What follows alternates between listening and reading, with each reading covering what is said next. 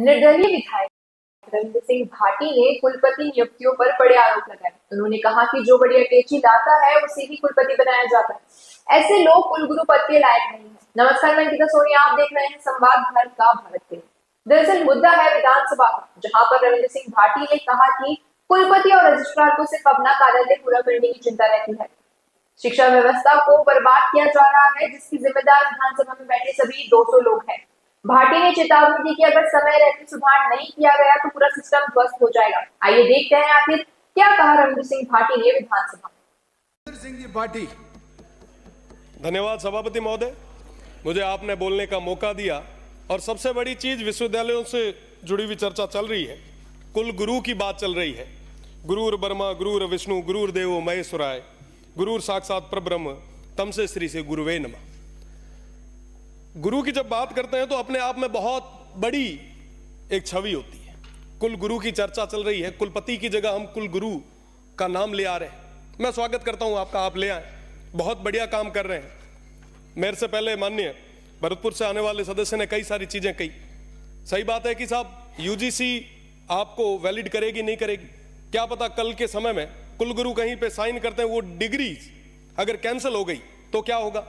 हमारे यहां से कोई ग्रेजुएट करके कोई फॉरेन जा रहा है और वहां पे सब देखता है कि साहब वाइस चांसलर के सिग्नेचर ही नहीं है, तो उसको 4-4 बार धक्के खाने पड़ेंगे। आप इसके लिए कुछ ना कुछ एक ठोस चीज ले आए, मेरा तो यही निवेदन है। क्योंकि गुरु की बात है तो मैं उनके सामने या उसके विषय में आपके खिलाफ तो नहीं बोलूंगा। और गुरुओं की तो इज्जत हमेशा हम करते ही आए हैं। गुरु गोविंद दोनों खड़े काके लागू पाए, बलिहारी गुरु आपने गोविंद दियो बताए। बहुत बड़ा नाम है, आप करें, स्वागत है आपका। पर मेरा निवेदन है कि आप विश्वविद्यालयों के बारे में भी सोचें। मैं जोधपुर यूनिवर्सिटी में 2019 से लेकर 22 तक छात्र संघ का अध्यक्ष रहा, खूब बार धरने दिए, प्रदर्शन किए।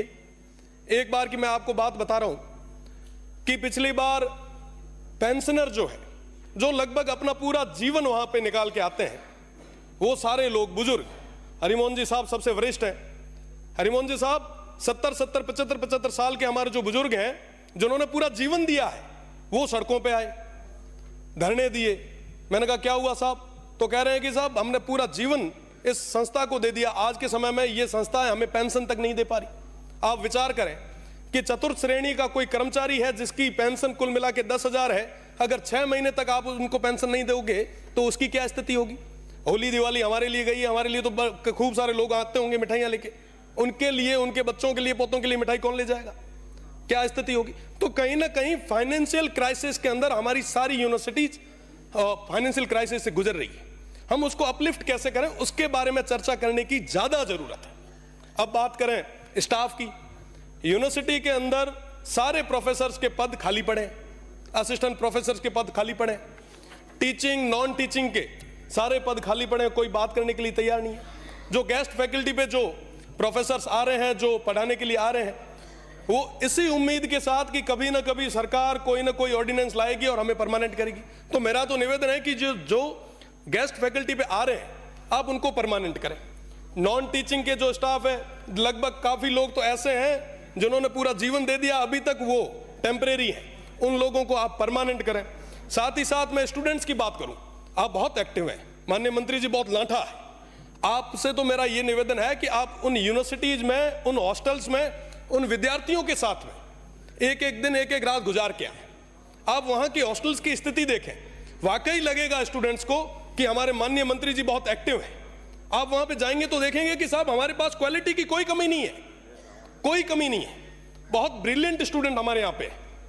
आप उनके बीच में अगर समय निकालेंगे तो 4 चीजें साथ में निकल के भी आएगी। साथ ही साथ अभी बात चल रही थी सिंडिकेट की, सीनेट की, तो सीनेट और सिंडिकेट के अंदर छात्रों को या छात्र नेता या जो ब्रिलियंट स्टूडेंट है, आप कैसे भी तय करें और उनको जगह दें, ताकि एक कम्युनिकेट रहे। समन्वय नहीं है साहब, विश्वविद्यालय प्रशासन अलग भाग रहा है, छात्र अलग भाग रहे हैं, तो कहीं ना कहीं एक ब्रिज बनाने की जरूरत है। मेरा निवेदन है कि आप इस बारे में भी सोचें। साथ ही साथ मैं स्पोर्ट्स की बात करूंगा साहब। आज के समय में यूनिवर्सिटीज का स्पोर्ट्स हम बात कर रहे हैं साहब, पंजाब हरियाणा में इतने खिलाड़ी बाहर जा रहे हैं, इतना बढ़िया बढ़िया परफॉर्म कर रहे हैं। हमारे स्टूडेंट्स को क्या हुआ साहब? वो इसलिए खेल नहीं पा रहे हैं कि साहब उनके पास ना तो पूरे संसाधन है, ना वहां पे पूरे शिक्षक हैं। मेरा निवेदन है कि अपन इस बारे में हमें बात करनी पड़ेगी। आज एआई का जमाना आया है, टेक्निकल चीजों का जमाना आ गया है। हमारे बच्चे आज के समय में ग्रेजुएट होके बेरोजगार होते जा रहे हैं। एक लंबी फेरियस्त हमारे पास, एक दिनों दिन ये आंकड़ा बढ़ता जा रहा है। साहब हमें विचार करना पड़ेगा कि हम जिस ओर जा रहे हैं क्या वो रास्ता सही है। साथ ही साथ मेरा तो यही विशेषकर निवेदन माननीय मंत्री जी से रहेगा कि आप वहां जाएं। साथ ही फीस का मामला है, बहुत बड़ी चीज है, बहुत गंभीर समस्या है माननीय सभापति जी। मैं उस छात्र संघ का अध्यक्ष भी रहा, छात्रों के बीच में काम करने का मुझे मौका भी मिला। वेस्टर्न राजस्थान की सबसे बड़ी यूनिवर्सिटी थी, मैं वहां देखता था कि साहब ग्रामीण परिवेश से जो आने वाला विद्यार्थी है वो अपनी ग्रेजुएशन के साथ साथ तैयारी भी करता है। कई सारे हमारे भाई ऐसे हैं जो कहीं ना कहीं काम भी कर रहे हैं, पार्ट टाइम जॉब भी कर रहे हैं। आप उन पे फीस बहुत ज्यादा तरीके से बर्डन डाल रहे हैं। आप विचार करें कि पिछले 2 साल पहले मैं एक बार देख रहा था, अखबार देख रहा था, उसमें लिखा हुआ आया कि साहब 4 गुना हमने फीस बढ़ा दी। इस तरीके से अगर हम फीस लाते गए तो साहब ग्रामीण परिवेश से आने वाला वो विद्यार्थी है वो कहां जाएगा, वो कैसे तैयारी करेगा। तो कहीं ना कहीं उनके हितों के बारे में भी सोचने की जरूरत है। साथ ही साथ क्लासेज वगैरह की अगर मैं बात करूं, लगभग सभी विश्वविद्यालय से निकल के आए हैं, हमारे मनीष भाई हंस रहे हैं। तो मनीष भाई आप देखते होंगे कि कहीं पे भी क्लासेज पूरे तरीके से नहीं लग रही। आज हमारे स्टूडेंट्स जो है वो परेशान हो रहे हैं। अगर बात करें प्रोफेसर से तो कहते हैं कि साहब स्टूडेंट नहीं आ रहे, स्टूडेंट कहते हैं कि साहब प्रोफेसर नहीं आ रहे। तो ये जो सिस्टम है इसको सही करने की जरूरत है। और मैं दावे के साथ कह रहा हूं कि अगर हमने समय रहते इस सिस्टम को सही नहीं किया तो कोलैप्स हो जाएगा ये सिस्टम। आज के समय में हम यहाँ पे जितने भी सदस्य बैठे हैं, कई सारे हमारे जो वरिष्ठ सदस्य हैं वो छात्र संघ से जीत के आए हैं और निश्चित रूप से छात्र संघ चुनाव जो है वो बहुत ज्यादा जरूरी। मैं सभापति महोदय आपके माध्यम से सरकार का ध्यान आकर्षित करना चाहूंगा, अगर छात्र संघ चुनाव नहीं होते तो पश्चिमी क्षेत्र के, पश्चिमी राजस्थान के उस रेगिस्तानी क्षेत्र से निकल के मेरा जैसा एक जो मध्यम परिवार से आने वाला विद्यार्थी है वो यहाँ पे नहीं बैठ पाता। तो निश्चित रूप से आप लोग भी सारे लगभग हम एक लोअर मीडियम फैमिली से आते हैं। यहाँ पे मनीष भाई बैठे हैं, माननीय बायतू से आने वाले सदस्य हैं, शेरगढ़ से आने वाले सदस्य हैं, कई सारे हमारे लोग। ये तो मैं राजस्थान यूनिवर्सिटी की और जोधपुर यूनिवर्सिटी की बात कर रहा हूं, उसके साथ ही साथ सुखाड़िया से आने वाले हमारे माननीय कृपलानी जी भी बैठे हैं।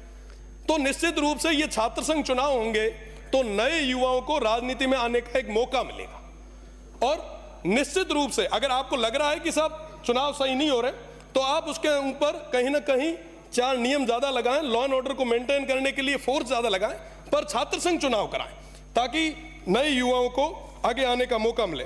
साथ ही साथ मेरा एक जो विशेष निवेदन आपसे मैं वापस माननीय मंत्री जी से करूंगा कि ये जो टेम्परेरी स्टाफ जो लगे हुए हैं टीचिंग और नॉन टीचिंग के, उनको आप परमानेंट जरूर करें। नई एक्टिविटीज को बढ़ाने के लिए हम प्रयास करें। वहां पे कैरियर काउंसलिंग की बहुत ज्यादा जरूरत है। आज के समय में कोई भी कैंपस के अंदर कैरियर काउंसलिंग के लिए नहीं आ रहा। विद्यार्थी हैं, ग्रेजुएशन कर लेते हैं, ग्रेजुएशन होने के बाद में कहीं ना कहीं दर दर की ठोकरें खाने पे मजबूर हो रहे हैं। अगर आप ये चीजें करवाएंगे तो निश्चित रूप से हमारे युवाओं को एक नई जगह मिलेगी। साथ ही साथ अभी चर्चा चल रही थी वाइस चांसलर और रजिस्ट्रार की। साहब मुझे कहते हुए बड़ा दुख होता है, माननीय भरतपुर से आने वाले सदस्य ने तो खुल के नहीं कहा, पर मैं सामने एक पट्टी लगी हुई देख रहा हूं, उस पर लिखा हुआ है कि भैया जो बोल रहे हो सत्य बोलो। और मैं सत्य बोल रहा हूं कि जो बड़ी अटैची लाता है उसको वाइस चांसलर बनाते हैं। वाकई जो ये कोई भी हो, कोई भी राज आया, चाहे पक्ष हो चाहे विपक्ष हो, निश्चित रूप से जो जितनी बड़ी अटैची लाता है उसको बड़ी यूनिवर्सिटी का चार्ज दे दिया जाता है। आप विचार करें क्या वाकई वो बड़ी अटैची वाले कुलगुरु जैसे पद पे बैठने लायक है क्या? आप साहब बात करें रजिस्ट्रार की, कुलपति की, साहब ये तमाम लोग जो हैं इनको तो विश्वविद्यालय में अपना टेन्योर निकालना है। कुलपति का टेन्योर 3 साल का होता है, वो बड़ी अटैची दे के आते हैं, उनको तो ये लगता है कि साहब 3 साल में कैसे वापस इकट्ठा करें और जाएं। साहब इस दौर में सबसे बड़ा नुकसान किसको हो रहा है? हमारे इस प्रदेश को हो रहा है, हमारी आने वाली पीढ़ी को हो रहा है। आखिर उसका गुनहगार कौन है? अगर हमारे युवाओं और हमारी इस शिक्षा नीति को पूरी तरीके से खत्म किया जा रहा है तो इसका गुनहगार कौन?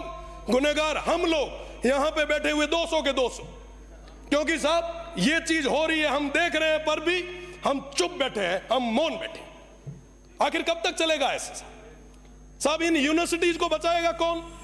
हमारी इस शिक्षा की जो नीति है, ये जो संस्थाएं हैं, इनको बचाएगा कौन? बचाने के लिए लोगों ने हमें भेजा यहाँ पे, और माननीय मंत्री जी बिना तो हाथा जोड़ी करे थोरो है कि साहब आप इस ओर देखें, वरना वाकई ये सिस्टम लैप्स हो जाएगा। साहब रजिस्ट्रार और वाइस चांसलर को कोई लेना देना नहीं है, वो ठोक ठोका के अपने घरों घर चले जाते हैं। वो बेचारे जो नीचे बैठे स्टाफ है वो दुख के आंसू रोते हैं। वो कहते हैं कि साहब हम हमारी व्यथा कहाँ है, किसके आम, साहब कोई बात सुनने के लिए तैयार नहीं है। इनकी बड़ी बड़ी पहुंच है। मेरा तो निवेदन है कि आप एक एक दिन आप सर्किट हाउस में मत रुकिए, आप यूनिवर्सिटीज में रुकिए। उन युवाओं के बीच में नवाचार आएगा साहब, नए क्वालिटीज के लड़के आगे आएंगे, आपके लिए रिसर्च करने वाले लड़के आपको मिलेंगे। आप तो उनको आगे लाएं। निश्चित रूप से आप जो आज कुल गुरु का जो कर रहे हैं, मैं आपको धन्यवाद देता हूं, पर कुल गुरु के साथ साथ यूनिवर्सिटी को अपलिफ्ट कैसे करें उसके लिए भी बात करें। हमारी कॉलेजेस के अंदर आज के समय में ज्यादातर प्रोफेसर्स के पद जो है वो खाली पड़े, आप उनको भरें। साहब घना ही बेरोजगार आ रही, बहुत बड़ी गातो नहीं मीना, बड़ा हुआ ना, अपलिफ्ट करो। बहुत बहुत धन्यवाद। जय हिंद, जय भारत। श्री गोविंद सिंह जी डोटा। तो जैसा आपने देखा, रविंद्र सिंह भाटी ने किस तरह से राजस्थान विश्वविद्यालयों के विद्या संशोधन विधेयक पर अपना पक्ष रखा। वीडियो के एंड तक बने रहने के लिए धन्यवाद। ऐसी अपडेट्स के लिए बने रहिए संवाद के साथ। वीडियो अगर पसंद आया हो तो इसे लाइक कीजिए, शेयर कीजिए और चैनल को सब्सक्राइब करना न भूलिए।